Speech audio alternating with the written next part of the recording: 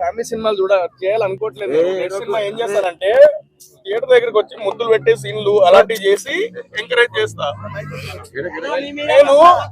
నేను చెల్లెతోని, అక్కతోని, తమ్ముడితోని, చిన్నపిల్లలతోని అందరితో చూసే సినిమాలే చేస్తున్నా. సరే ఇది కూడా అలాంటి సినిమానే, మంచి సినిమా ఇది.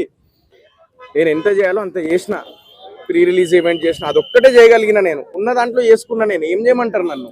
ఇంకేం చేయమంటారు? కంటెంట్ ఉన్న సినిమాలు ఎంకరేజ్ చేస్తారు పోయి, నేను కాదనట్లేదు. కానీ కంటెంట్ ఉన్న సినిమా మీ దాకా రీచ్ అవ్వాలంటే డబ్బులు లేనప్పుడు ఏం చేయాలి? మరి మంచిగానే ఉంది కదా సినిమా బాగానే ఉంది కదా. అందరు పేరెంట్స్ ఎంజాయ్ చేస్తున్నారు, ఫ్యామిలీ ఎంజాయ్ చేస్తున్నారు, చూస్తున్నారు. అరే క్యూట్ సినిమా తీసినవరా అంటారు.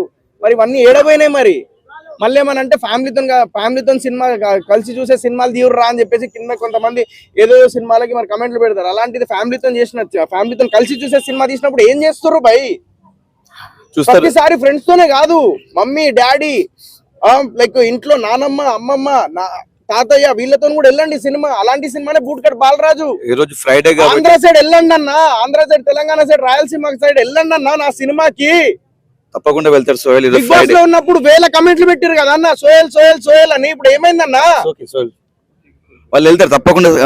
మన సినిమా నచ్చుతుంది, తప్పకుండా వెళ్తారు. ఫ్రైడే, సాటర్డే, సండే ఫ్యామిలీ అందరు కలిసి వెళ్తారు.